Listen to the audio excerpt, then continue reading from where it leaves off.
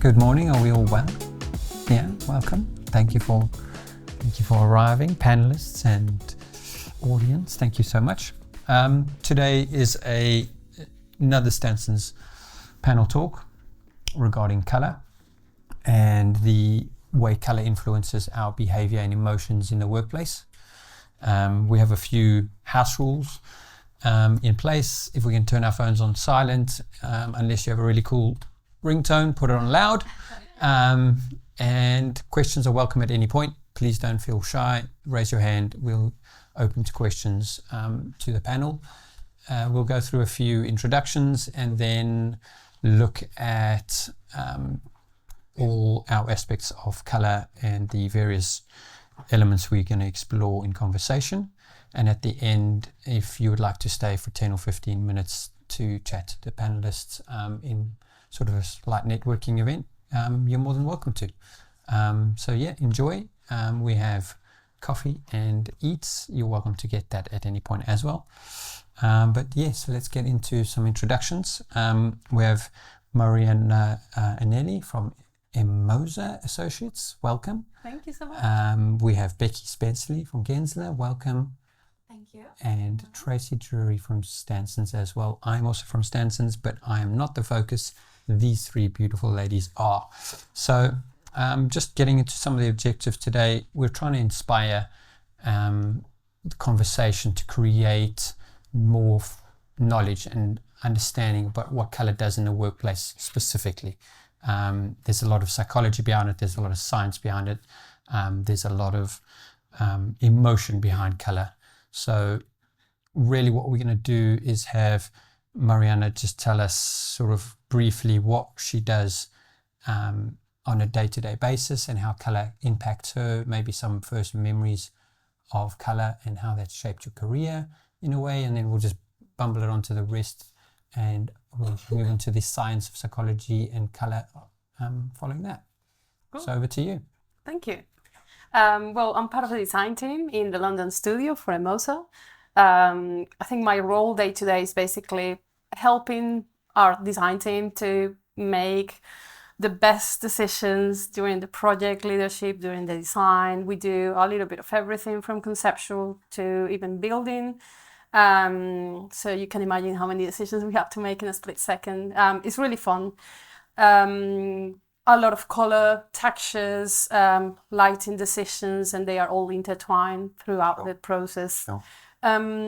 And first memory of color? Yeah. That was a really hard one. To choose one color or just a memory in general? I think a memory. Yeah. Yeah, I remember, I think I probably was on the 4 because it was before my sister was born, I think. So, and I remember I had my uncle's wedding.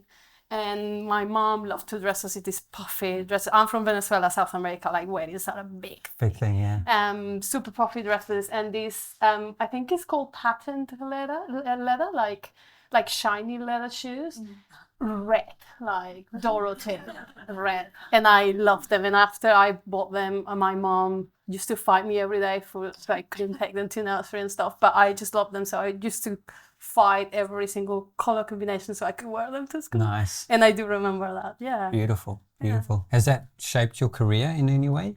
Is red still a prominent? I guess not that much because of like the perception of red, perhaps. Sure. But I do think there is like this boldness in the use of color that I do want to inspire people to go for it, maybe. Nice. Yeah. Beautiful. Becky, do you want to give us a first memory of color or? Yes. I also found this quite difficult, actually. Sure. I'm not sure I have like a first memory of colour, but I definitely have a colour combination when I think back to childhood and growing up. So I'm actually from a city called Sunderland in the northeast of England, and it's right on the northeast coast.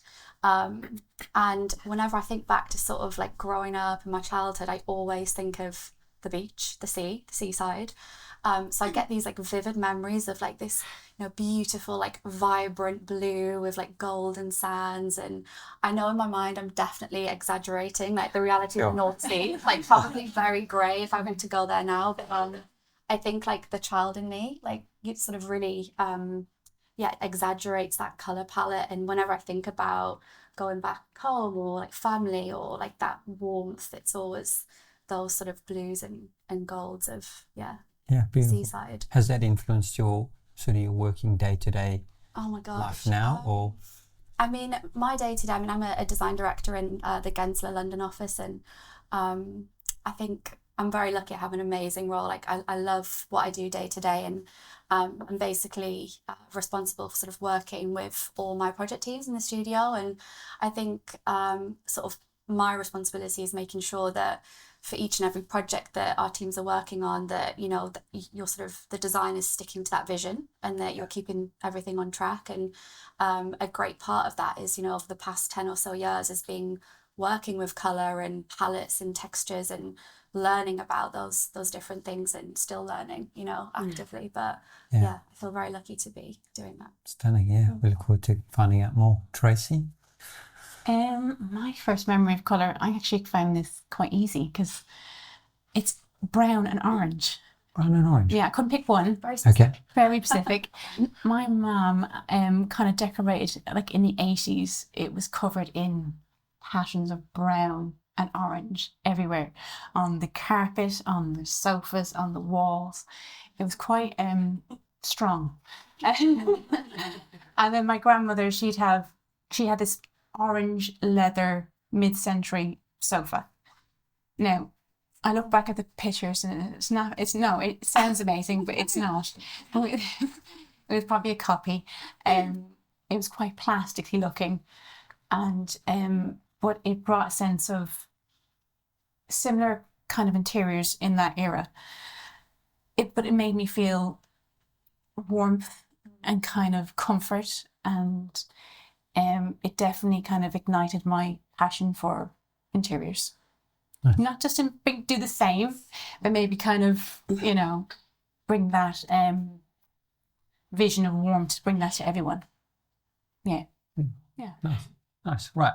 That's very good. Thank you very much. I think we'll move on to sort of peeling back some of the layers and get into the psychology of colour and how that impacts us, or maybe the science. We'll do the science and then psychology, and then it could flow very nicely from there. So what do you think some of the key principles are? And this is an open question, anyone can sort of take it from here, on the science of colour within the workspace. What is it driving? How does it change your day-to-day choices? You've all said day-to-day you deal with this. What is the science behind colour? Yeah, I mean, for me, like I always say, working with colour is both an art and a science, because at the end of the day, you want your designs to look great. You want them to be beautiful. The colour schemes do need to work aesthetically, but just as importantly is sort of the science behind how you work with colour and how it actually affects humans and users using the space. And it's actually really fascinating when you like dig into like some of the research that's been done on like using colour and the effect it has on, human psychology. And again, I always say, like, I'm no expert in this, but have read a little bit about how it can actually like really affect, for example, in workplace specifically, certain colours like shades of blue have been known to like actually increase focus and productivity. There's research that shows it can literally release chemicals in the brain being surrounded by those colours to help like give clarity. So picking certain tones and hues to work in those sorts of environments are really important. And then likewise, there's a lot of research around more like vibrant colours and warm colours that can really help and use sort of creative thinking and great collaboration. And I think when you actually look into the actual physical effects that it has on people, that to me is really key, because then you're not only marrying something that looks really great, but you're giving purpose to your design. And I think that's really important for when like we as designers in workplace are thinking, okay, what should my colour palette be? It shouldn't just be, random choices. It actually should be based on like the purpose of what's happening in each space, what's the function happening, what's the activity that you want these users to have in each individual area. And then you can start to think about, how you'd assign colours to each space. Yeah, the more and more we have these talks, is the more we're finding out that the role of the designer is so much deeper than just that surface level, and really it's the psychology of it, understanding the space, designing for spaces, designing for color. It's actually so in depth, the understanding what a designer has to go through. I don't think they get near enough praise, but you know, therefore we have these sort of talks. Have you found something similar? Yeah, I actually think you probably touch on it, on how things have changed, because I think since like maybe 6 or 5 years ago, we are being way more intentional about what we do. We deal with brands all the time, corporate brands, and they'll just flash it like a paper of like how many pages of branding guidelines, but putting color on a wall is way different than having on paper. So you have to interpret how you infuse the brand and then make a lot of decisions on how the rest of the space is going to look like. And I think that is a difficulty, because I believe in rules like 100%. There is a reason why McDonald's has yellow and red, right? And now they're changing it. But I think the rules should also be broken and experiment, like a safe experimentations for, like, you know, finding patterns and textures. And I think there is so much research now on lighting and reflection. And if you change one color, then the color will reflect on the rest of the space. So it's becoming almost more impossible to define what a good color combination is.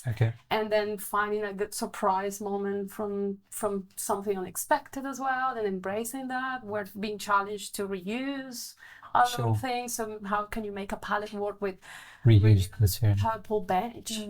That's top. So I think all of that is a great challenge, and I think we're, you know, like we're not the ones probably dealing with it like day to day. We have a team behind us and with us working on these things step by step, and budgets and decisions. So it goes beyond on whatever you can feel. So absolutely intentional. Nice. I think if you can talk to your clients and educate them on, actually, you know, this colour has a purpose. I love that, because then it removes sort of the subjectivity of colour, because the worst conversations I have with clients are always the one where someone on the team says, oh, I love green, and then someone goes, oh no, I hate green, please don't use it. And then you end up in this like, and that's not just colour, it can be any design decision. And I feel like if you can really think about the purpose of it and tie it to, you know, whatever your overall vision is, it really helps the client make decisions, not just the design team, but also the greater you know, stakeholders. And you can really explain, actually, this is why I'm doing it. It has a physical effect on the people in the space. Are those conversations you're actively having? Yeah. Okay. And I think like it's interesting what you were saying, like 10 years ago in the industry, there was a lot of like, oh, this is our brand colour, designed based on this because my brand is red, so I want it to be grey carpet, white walls and pops of red. I remember I was working with this one client, and I won't name names, but it's 10 years ago, and it was very much like the base palette was like the greys and the white, very neutral, and then they wanted to do like pops of purple, bright orange and lime green was like the palette. Wow. For furniture. And I was What like, do you do? Run. Yeah, I know it was a tough one, but I think the point is like things have moved on, and people, clients now want to know, like, actually, why should I be picking these colours? But I think a brand, like you have a brand like booklet that tells you all your brand colours. I just don't think it can translate into the space you're going to use. Your brand kind of, you get a sense of feeling from it. So it doesn't translate just with colour, it translates with the objects you use and the textures you use and the feeling, the lighting you bring can make the brand, along with like hints of the colours, but not exact colours, I think. Yeah. Translating it directly, that doesn't work. Yeah. It's almost also impossible. Like we had a brand for a tech client, and they had these luminescent like colors. You can't find that in paint. So we were asked to find traces of that. Oh, and she was explaining how she couldn't do it in the past. I was like, yeah, I bet, like, because that's impossible. And why do you want a bright cyan in your face every single day in your workplace? So I think it's also about vision. Like, what is the actual vision that you have and your team has? And we also have like big conversations like on the strategy side to define a brief. We're also talking about color and vision and what you want to feel when you walk into a space. And what the space is used for. Yeah. So I think that sets the tone and defines the base of your decision making. So probably what you were saying as well, like if you always go back to that base, then you're safe because you know why you're making those decisions. If you find yourself going into loops, perhaps the base wasn't solid enough and not everything like feels like it makes click. Makes sense. With everyone working sort of hybrid now from home in the office place, does the perception of color change from the office place to home? I mean, what is our perception of color between home and the workplace? Yeah, I think it's wild. Because at home, I don't know, the light changes and I probably want something different at home than whatever I want at work. It's more personal at home as well. You don't have a decision you're making for lots of different people. So I find that you can go to town at home and you can go to town in an office as well, but you have to take into consideration of everybody that's in the office. Well, depending what partner you have at home as well, what they let you do and what they not let you do. Yes.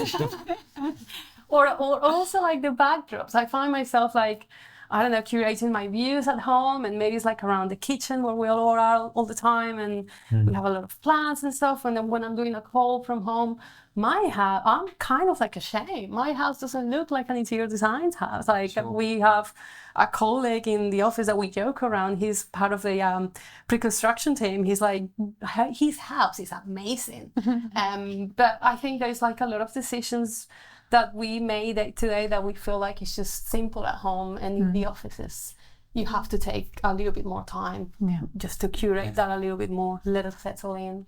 I think you're right. Like, color is so subjective and it is so personal. Like, people inevitably will like different colors. Like, you can't change that. But I think at home it is your choice. You're right. When I think about workspace design, I always think about now is sort of the neurodiverse aspect, because again, like, design is never going to be a one size fits all. So you have to think about actually, because the other aspect of the science part of it, people perceive colour in very different ways as well. Even when you look into it, people often have like different receptors in their eyes. They actually don't. So if I looked at this, you might see a different colour to me slightly. So even just like the physical makeup of people, like, you do see things in different ways. And I think in the workspace, you do have to at least provide a space for everyone. It's not like every single space has to work for everyone. It's just you've got to have enough variety. And that can come into like patterns and things. Some people much prefer calmer spaces. Other people actually, depending on how their brain works, like to be in busier spaces to help them focus. So I think that's the biggest difference between, like, your own home and then the workspace. Sometimes though, in like a space like this, it's not a big office, and you've got like a team of like, I don't know, 10 different people using it. I found it quite hard to find little pockets for everyone. So sometimes just even using just textures in colour can kind of make it subtly calming for everybody. Mightn't suit everybody. But to your point about lighting, or having user control in spaces can like dramatically change the colour tone of the light. So you might just have one meeting space, but the ability, like, depending on who's using it. There are definitely techniques you can use even if you don't have the space to. That is definitely an important aspect, I think, because also like specifying lighting is another layer. Like we have an interior designer that helps us with lighting design now, and she was explaining us I didn't know about CRI levels and how if you specify lighting that is below 90, then the colors are not truthful. So what is CRI? Oh my God, what do we have? I could be the only one who doesn't know that, and that's fine. Correct. Please state now. So whenever you specify a lighting that fixture, whatever lighting fixture you have, it will have a spec sheet, so you can request that from any supplier that is selling you the lights. And there is a value called CRI, and it's about the color rendering of the lighting that will come through your fixture. So if you have everything above 90, and I hope that Alexandra doesn't listen to this and I'll explain it really well. If you have everything above 90, this will be a more truthful representation of what the actual color is. And that is super important if you have an office, especially for designers, or if you don't want your eyes affected, that is supposed to, in terms of wellness, also affect the way that you see and you perceive light and colors and textures. So that was another thing that I didn't know. And I found it quite interesting because we sometimes also specify something and we leave it in the hands of people that are helping us, and things get swapped and you never know what are your parameters for, like, hey, at least look for this. It doesn't cost much money. So sure. Beautiful, thank you. Nice. Something I learned, Something I learned now. Yeah. So that's the science of color, really good.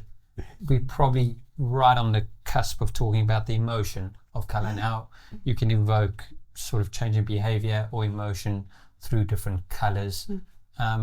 What sort of colors are we talking about that evoke different types of emotions? What have you experienced? What have you trialed? What have you tried? What have you seen? Anyone can open it up. I think it's going to go quite a while. I think it's just, I suppose, how you use it. There's a book called I recommended Praise the Shadows, and it's all about, finding the little pockets in a building and the beauty that you find in the darkness and the beauty you find in light, but it's also the kind of surprises it brings. So like, the hide and reveal kind of thing. You walk around the corner, you're in a very like clinical space, and then you walk around the corner and the burst of colour hits you. That brings an emotion, that brings a kind of sense of enjoyment and a surprise, and it lasts with you. So colour can kind of bring all these emotions if you use it in the right way. So it's like a journey. A journey. Definitely a journey. How do you curate the journey from your point of entrance to the end, and what do you finish with? Or can people choose if you have 2 doors, can people choose where to come in because they're feeling certain thing a certain day, or they are doing certain activities at the beginning? I think I like to think about hospitality design, because they do that. So from the moment that you open the doors, how they dress the lobby, what's on the floor, what's on the mid-level, what's at high level. It's pure enjoyment when you go away. Because if you're sitting down at lower level like you guys are, you're probably seeing different things than what we are. Like we're not seeing much of the floor, or we're just touching this beautiful texture. So I think it's all about how do you use it, and being mindful, even if the space is small. The journey here is quite open to the street. Where you place it, and where you place it, where's your focal point of view, and then a little bit of pink surprise in that. That's great. I did just on that. So I work a lot with Adobe. They're one of our biggest clients, and spent a couple years living and working in California, designing their new HQ in San Jose, and that was an amazing learning curve for me on colour and how to apply it.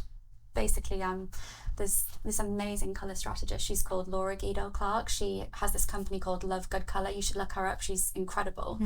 And she sort of is this educator, strategist around colour. She knows everything about like the science behind it. And she's really interesting because she is effectively a consultant who will be employed by our clients designing workspaces, and she will come in and primarily work with the design team and the client to figure out, again, like a very meaningful approach to how the client wants to evoke the right emotion from their staff. She's super interesting. Like, I can't do her justice. That sounds like a really nice job. And we did, because we were doing it was a massive HQ, 4,000 people, big new tower, and it was amenities, workspace. She has this really interesting approach to how you like curate a palette, and you sort of have like, you start with the base, the sort of the neutral base, and then you layer on like the accent colours which start to creep in. They all have their own sort of purpose and meaning. and then you have like the pop colours, which is the next level, and then finally 60, 30, 10 kind of thing. It's all of that, and then the last layer is the shock, which is often like the neon, or like the little tiny touch of something on, you know, like a handle or a trim detail. But it's a really thoughtful approach to colour, and we ended up curating, sort of zoning spaces out, all the break rooms stacked through the building. We did like these really gorgeous like oranges and pinks, and we, you know, did like these big statements on the staircases and on all the feature joinery, and it was very much about creating somewhere that felt like warm and buzzy and exciting, because people are going to be like meeting there and socializing. So it's very much about creating the right color palettes for those areas. And then likewise in like the more focus areas, it was very much about different tones of like blues and greens, and they weren't all soft, some of them were quite strong, but it was about like very specific colors, and she can like educate you on why certain things will work for activity. So that was for me like a real eye-opener, and it got me like really passionate about learning more about sort of the meaning behind it and the emotion of how it can evoke it. So certain spaces get certain colors associated to, like what sort of colors would you use for a creative space? I think again, like I don't want to be too generalizing, because again, like people, it really does depend on what people. But there are like certain just factual colors that do evoke certain chemicals in the body. So for example, it's been proven, for example, like the strong oranges and the pinks and reds are very good for like creative environments. Energy, yeah, exactly. And they again can absolutely enhance like teams' creativity. So there are, again, it's not one size fits all, but if you're looking, you know, if you're struggling a bit with actually what should the palette be in these areas, there are definite colours that you can lean towards for different things. You mentioned earlier the colour red has got a generalisation to it. What sort of emotion is evoked from red for those? So I think in terms of emotion, it's also like linked to cultural perception. So some cultures think that red will bring you fortune or good luck, or I think scientifically it raises your blood pressure. Your heartbeat goes faster when you are in a fully red environment, for example, or your reaction to it is that. So it makes sense. It's like the same way that people say that, oh, before you have like a cold that you need a high energy, you hop on a gym ball and just bounce a little bit, and then you get off that energy, and as soon as you're on the cold, you're like, yes, let's go.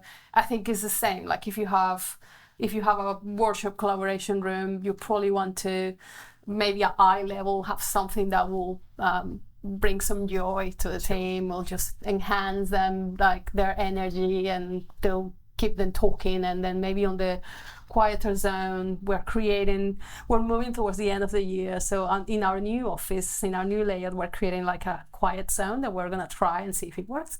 So maybe like muted tones, curtains for like avoiding visual distraction, and maybe like some green from plants, and you're right, I think like maybe like the softer shades of blue, or maybe like a little bit of soft timber, just to help with like if you need to think about things, you just around the materials that surround you, you can link them back to nature, which is supposed to ground you.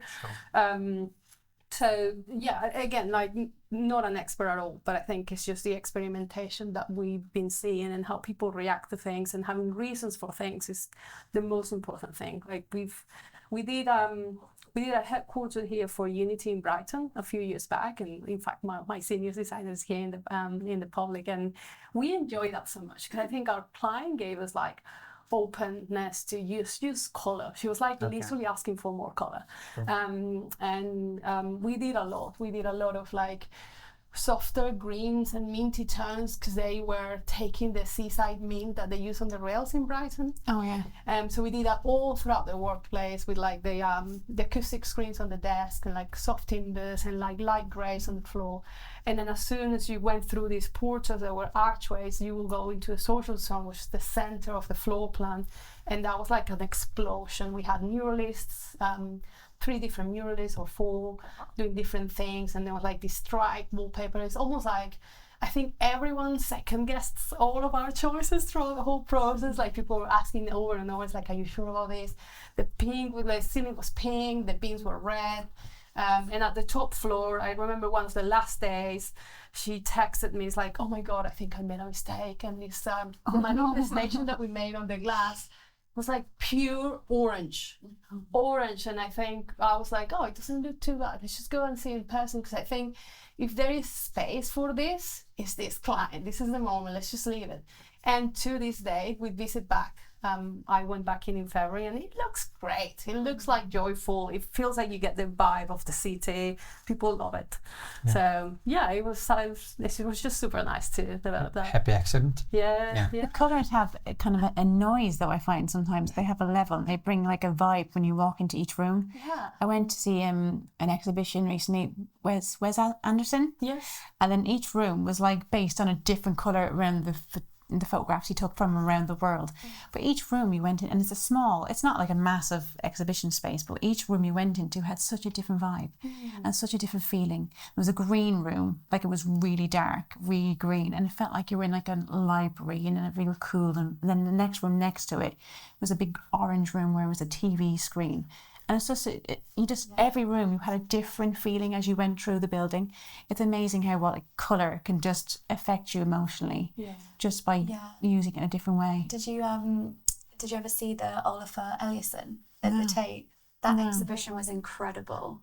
Oh my gosh, I'm sure some of you have seen it, but is it still on? It was no. It was a little while ago, but he really plays with like colour and like light specifically.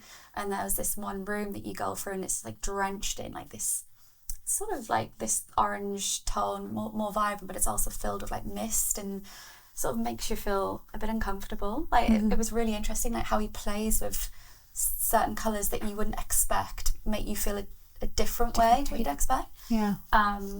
But yeah, that you should look that up. It's really cool. I don't remember the name. I lost it again. Would you say there's a definite colour to avoid in a certain space? Is there certainly do we just don't do it? Simple as that. Okay. I think it's subjective. Rule of thumb. I don't think so. No, I think it's subjective. Colour that is what colour I'd say that I'd diverse. use. Yeah, you might not use it. No, I don't think. We don't like that question. No, next. Yeah, no.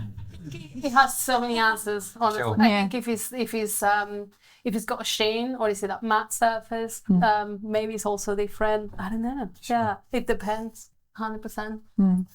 Yeah. So if we move into the creativity side of colour and applying the creativity, you've mentioned a really good story about how you were let loose with colour and you could do what you want. Is that a sort of a unicorn, and that doesn't happen a lot? And a client's Potentially. Yeah. I did say that when we finished, I was like, oh, this is it. Like, I don't think I'll be able to be this free. But Okay. that's not true. No, Not? I think you are the one who should create the freedom for your team, for your client to feel comfortable at some level of experimentation. Yeah. So maybe no, hopefully no. No? You definitely think that a client is more open to a conversation about colour? I do. Yeah.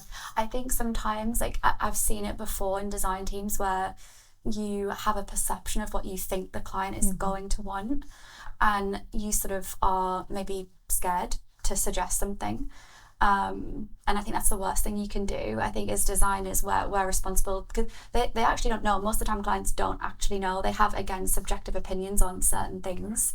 But I think our job is to help educate and, again, help them along on the vision that we're creating for their space. And I think most of the time clients are very open to having those conversations. And again, if there's meaning to it and you're relating it back to how it's going to support the work that their staff are doing, I think generally clients are very open-minded.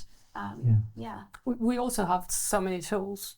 We have digital tools before you used to have to wait until like maybe getting some visuals done, and they will take a week and build it so you can see it. Now you can just do some Photoshop, change some layers. Like, I will encourage everyone to do that. Like, if you're not sure, do all the options and do 100, and then just pick your best 3, and that's what you show to your client. Like, why are we limiting ourselves to what we think, what was usually like, doesn't really matter. Like, just try it out. We have so many new materials and palettes and colors and brands now that we should be all open to be wrong. Yeah, interesting point. So creativity, if you wanted to bring in different colors to the workplace, there's obviously different sort of materials that do offer different tones and that sort of thing. Is that something you sort of get involved with a lot?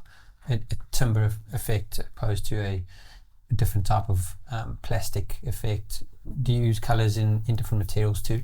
Yeah, 100%. Yeah, I think you have hard decisions to make that are probably going to be more that are probably the ones that you have to decide earlier. So that's the difficult bit. Like, what's your floor going to be like? What's your ceiling strategy? And based on those decisions, you can make like a neutral palette and then pops of color, like go through a journey instead.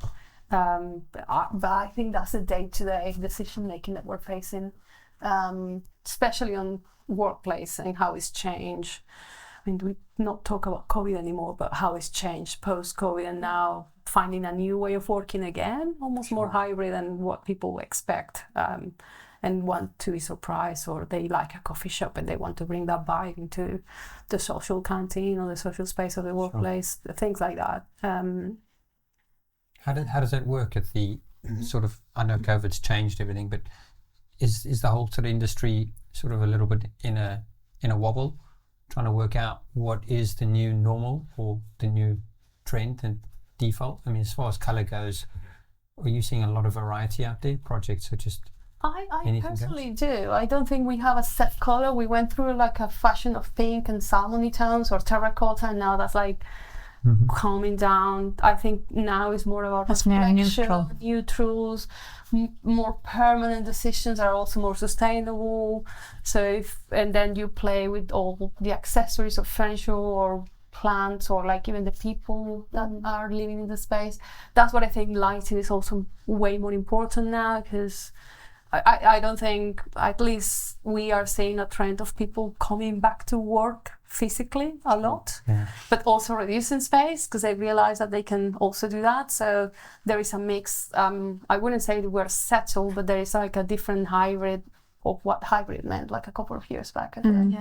I do think like in the commercial design industry it's improving. I think people are less scared to use colour and variety of materials. I think it's really difficult when trends happen, because I think one of the worst things in design is where you see projects and they all sort of look the same. And I struggle with that, and it's something that I'm always really passionately telling my teams. It's like, make sure it's original. Every project should be original. Every project should be unique to your client. It should tell a story, whether that story is a very simple one, but just stick to it. I really struggle with trends for that reason, because I worry that you're scrolling through LinkedIn or Instagram or whatever, and things sort of look the same. And I think commercial is getting better. I think people are becoming more educated to how to use colour properly. I still think there's a struggle more in like the resi sector, where I see a lot of like the same sort of neutral tones, and I think a lot of the time, and I get this because I was there before, I think designers can like have a bit of fear around using colour and how to use it properly, because it is a skill. It's not something that I think comes naturally to anyone, how to like layer colours properly and create material palettes properly. Like it's difficult, especially if you're wanting to create like a really cohesive scheme, which our design should be cohesive, right? So I think the resi sector has a little bit of catching up to do with aligning to colours. They're influenced a lot as well by Pinterest. Pinterest is massive, and Pinterest, and then as you said, Instagram, social media, it's in our face all the time.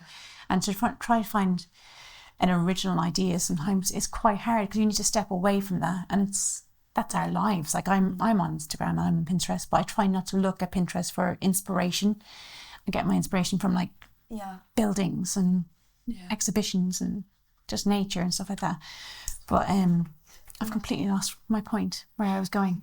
It's funny that you mentioned that Pinterest. One of our principals always jokes like death by Pinterest because it kind of is true. It's just repeated and Stop design by. I think it's a great tool, and we do use it for like sourcing imagery. But I think gathering really careful. mood boards is great. Yeah. But not for inspiration. I find you find if you look there, it's the trend is, and you make something. You put it out great. It looks great, but it's tired and worn out within a year, and you don't want that. You want something that's long lasting and original. Yeah. But it's quite hard to get an original idea these days. Yeah.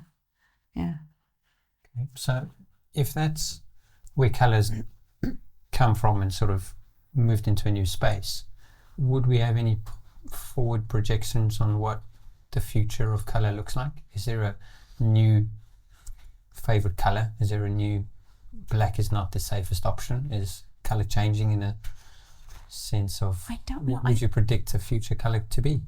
Hope colours are just more from earth, colours that are made from sustainable products and, natural colours. And that's what I think, in my opinion, the way everything's going. It's just very from, turmeric and from, the earth colours and stuff like that. That's what I think. I kind of go towards some of that, Yeah, like natural, organic dyes, and products that embrace, a very natural process. But I mean, even with those natural pigments and things, you can still get really rich, vibrant colours, which I find amazing, to be honest. But I think it's about it's going to be more intentional for sure about picking colour and the right materials. I think it sort of goes hand in hand with like sustainable design approaches and designing for well-being. And you mentioned like that biophilic layer is more and more important now for people to feel good in space. I think it's going to be about designers becoming more educated on what it means and how you can really create spaces that feel like intentional and cohesive. Yeah, and I think the reflection layering, like I think the neutral will come more of that than actually putting neutral palette in the base. There is a really good Instagram account, I think I sent it as well. Yes. Is this guy called Repeat, and he does short videos of how colors work in terms of luminosity, chroma, like all these things that colors have, and how you can create a palette based on scientific facts and wheels around coloring. That is just really, really nice. So I think think about that. Think about how the colors have been composed. Are they saturated or desaturated? What luminosity they have? If you choose a palette, do they all have like the same luminosity, or can you play with like one that pops out? And how do you play with that? Is it a handle? Is it because the actual way of creating that color makes sense, that it's popping out of everything and everything else is earthy? And I think that will make your palette like kind of like fall into place and make sense and be permanent. And I think it's also fun to, I would love to see that guy in person. It's amazing. You have to check it out. Yeah, so when we design, we generally design for middle of the road. So we choose the safest colours and the safest spaces and the safest everything, don't we? Could we change that with colour? Can we kill the formula, get rid of the formulas. Practically just change the input to get a different output. Does that mean being bold with your colours? Practically, advising and then delivering something off the normal radar. If that is the way, would you realistically think that it's something you could do in a way in the future? Is it something? So I think we've already started doing that. I think I see even on commercial designs, because we only do commercial. We already say like customized specification on like curtains with colors and different things, like whereas before that wasn't the trend. Like UK is very well known for grey carpet, like no other country globally. Like we have shades in grey that do not exist in America. America has like browns and colors that they just don't come here. Ask anyone on carpet or flooring manufacturers, they will tell you like, don't go to the US website because that we can't do that here. And whereas now the palette is getting broader. So if that happening on floor, then it's happening on it's good. Yeah. It can happen also like in wall, in ceiling, everything. There is just so many new products every day. I think the extra layer is the sustainable side of things. So you have to be careful about how everything is being manufactured and the longevity on things. So I think the decision making is more difficult because of that. Sure. But not because of being bold in color. I think people are more free. That's not necessarily a good thing sometimes, you know, like it's difficult. It looks easy, but I think it's really difficult. What are some of the difficult? It's like even picking colors, like screen colors are not same in reality. So we were looking at, I think it was an acoustic surface for walls, and it looked really green, really lovely. So it was like sagey, dark green on the screen. So it was like, oh, let's just get the sample in so we can do a palette. And it was blue. It was actually blue, like a really dark grey blue. Greens and pinks are so hard to photograph, and they don't translate onto the screen. They don't. Yeah. So if you've in the way our industry is that we will just assign some pockets of money for things at the very beginning. So if you're set with that manufacturer, with that thickness and that range, the research that you have to do even before picking a color is quite intense and difficult, and you have time constraints. So go out and see more manufacturers, go into websites more often, talk to people. Sometimes things are easy to change. Before it was really hard and rigid. Sometimes now doing costume designs is not that hard, not that expensive. So maybe that is what you need to do. So I guess being more open-minded about every decision making that you make might help. Yeah, I think as well, like one thing that we always do when we're working on a project or creating a palette, if we pick a paint colour, when we get to, by the time it's to the contractor and on site, I always tell them, I want 5 or 6 tonal versions of this colour, please. In place. Painted on the wall in this location, because it's just impossible. Like, you just can't tell from a palette in the studio, no matter how many different light effects you have on it, until you're on site in the actual space. And I always think that if you're doing like actual paint colours, always, you know, test multiple tones of all the different shades. Yeah, agreed. Yeah, great. That's good. I think we'll start getting towards the end of it. I wanted to just ask if you had any sort of moments or projects that really inspired you on colour, that provoked an emotion, or the science behind it. You really noticed that was important. That you could share, just anything really substantial you could share with us on colour? I have lots. You have lots? I have so many, but I'll pick one just because, you know, time. I think one very recent project we did in Shoreditch, actually, I really liked the particular scheme because of not only did it work really well with the concept was the nebula, and it sort of tied into the sort of the nursery of stars, the creation of stars in space relates to like the creation of ideas. It was very much like a creative space for this particular client. No like heads down focus. It was very much about collaborative working. And I think for me, whenever I'm working up a palette, I very much like work in layers. That's how my mind works. It's like the base layer. What does that look like? And for this particular project, we did this really beautiful, like the base colours were like this deep midnight blue paired with like this really rich deep sort of tealy green colour, and we just stuck to that. That was the base colour. That was on all key architectural forms and pieces, so anything like big walls or feature moments got that base palette applied to it. And then we looked at like the accent layers, which was like peaches and reds and like these lovely tones that got applied to like furniture and some key joinery. And then like the final layer was sort of like we did these pops of like acid green neon. Wow. And it was basically on some like floor trims and like little handles, and it was really successful because we stuck to that sort of hierarchy of how you apply colour through space. So I always think like try and apply rules to elements in the design and don't veer from it, stick to it, stick to your guns. And it was really successful in like a very immersive space, and it works really well now for like the function it was intended. So that was pretty cool to see. Yeah, it's amazing. I have to come to mind. I wasn't involved in either of them, so I think that would be quite fun. There's one that has been recently posted online from one of our Indian office. I think it's Sunny, and they did this. The burgundy ceiling, and it looks fantastic. And I think it's the boldness of the South Asian culture with like going bold with like rich timbers and that ceiling that is just really, really beautiful. And there is also like little surprises along the way with branding and everything, but I think personally it's like really successful. And there is another one that came out of our London studio that is just recently been finished. I'm not sure if I can name the name. That's a no. That's a no.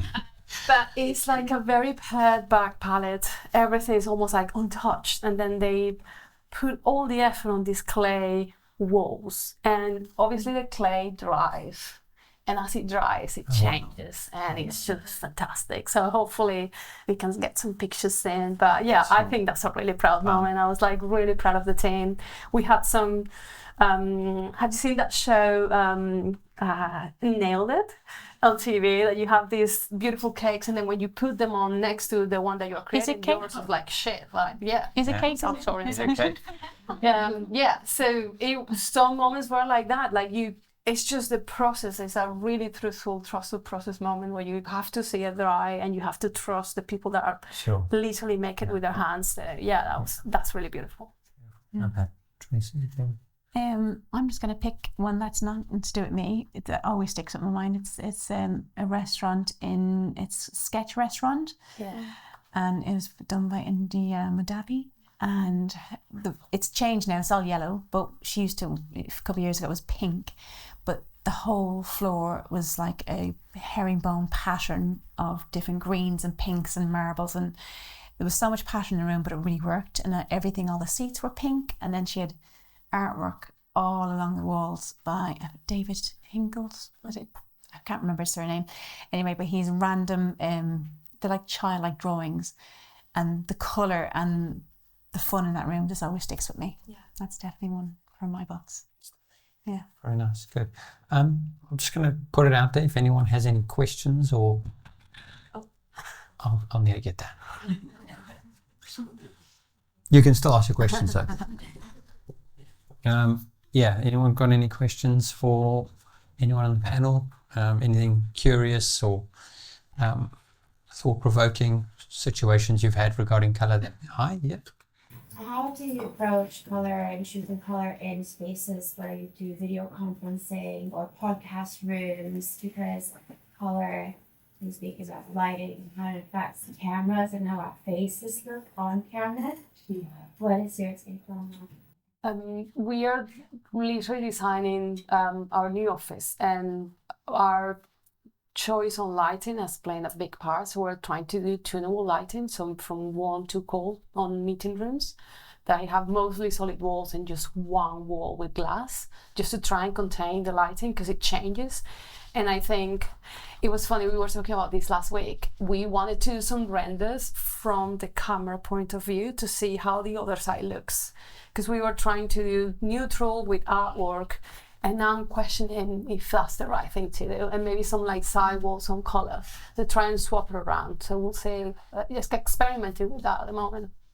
We had a project that I'll admit it didn't end up so well in the end. It was this one particular meeting room. It was like a big video conferencing Teams room, and it's actually we ended up picking it was kind of like this tone actually. We thought, oh, it's really nice. It's sort of softened orangey, and we didn't have it on every wall, but it clearly was on enough walls that by the time they'd moved in and they were, starting their Teams meetings, everyone's face is just orange. And I think it was an unlucky combination of the particular lighting setup the client wanted in that room, and it was very strong and it was wild. Everyone just looked like Oompa Loompas. It was like you. So yeah, it was a really interesting one. Even if you think a colour is going to work for that, it's actually, I think, go neutral, be safe, and just really focus on great lighting. Really great lighting to illuminate. Great lighting is definite, but I'm going to probably say the opposite of what you said. Where we do a podcast in this room and here, and I'm very fair, so I like going into that room because it gives me some colour.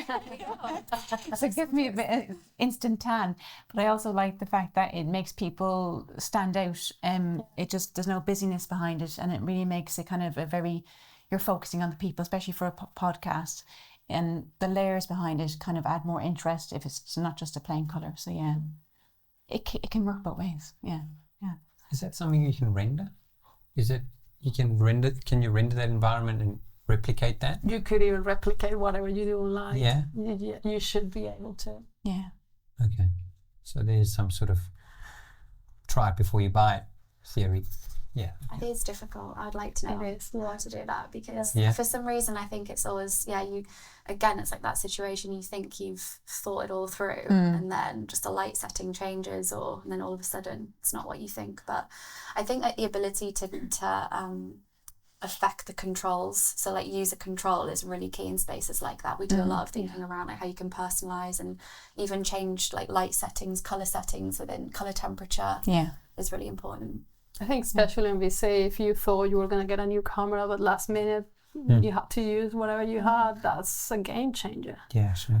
Yeah. So it's just not easy, I guess. Any other questions? Hi. Is there a colour that you dread using, like for personal reasons? So like every time it comes up, you're like, I don't want to have that. Yes. Yeah. Red. Wow. Oh, is it? Like really like pillar box red. It's just not mine. Yeah. Different. I think similar for me, like a very fuchsia pink. Yeah. My favourite colour combo is red and pink. All the way. That's what I love. Mine, and I don't want to offend anyone, but True, it's your shirt. Yeah. See you today. Mine's purple. Like a really strong purple, I think, is the one colour I just really find difficult to work with. I don't know. It's just something about purple. Yeah, that's another one. Yeah. Yeah. If anyone's got any great projects with purple, please. Nice. Good. Any other questions? No? Right at the back? No?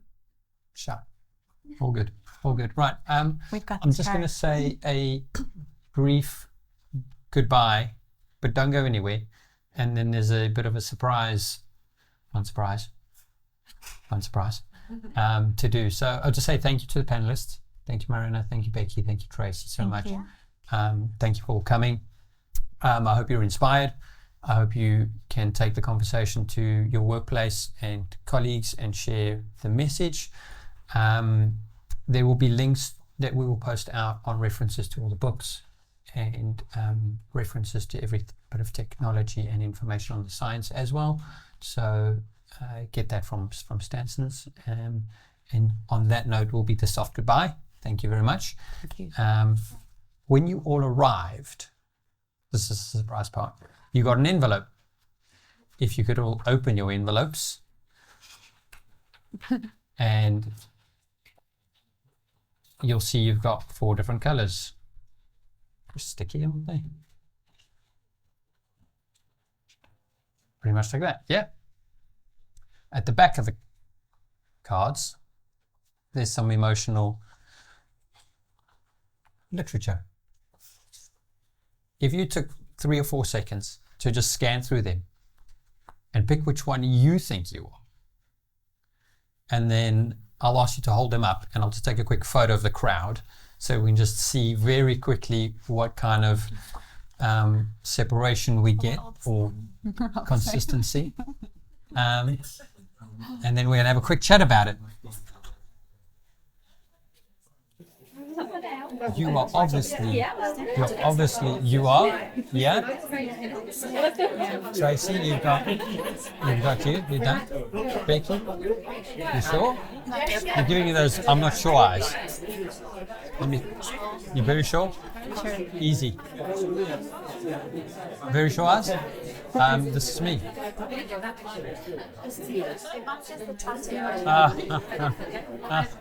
Yeah, we're going for drinks after this. I do, yeah. I do, yeah.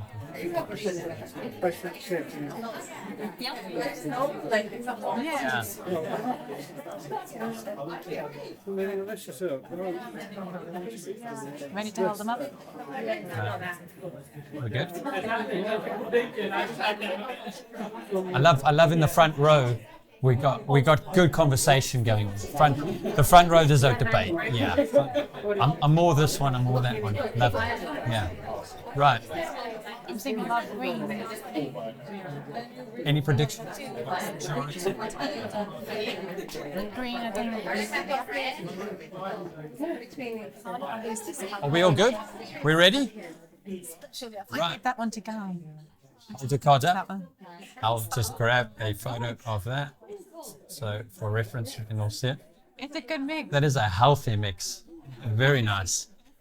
Okay. I couldn't tell you there was a favorite. As in, maybe orange? Maybe? Green, not green. It was a very good mix. Okay, fine. We'll get the photo published out, and it's a nice way to just network with other colleagues and within the industry. If you could take these cards back to the office and do the same thing with your colleagues, what could be fun is that you ask a colleague to do it on your behalf, and you might think you're a blue, and you could, someone else would choose your color. So, please take these back and enjoy. Thank you very much.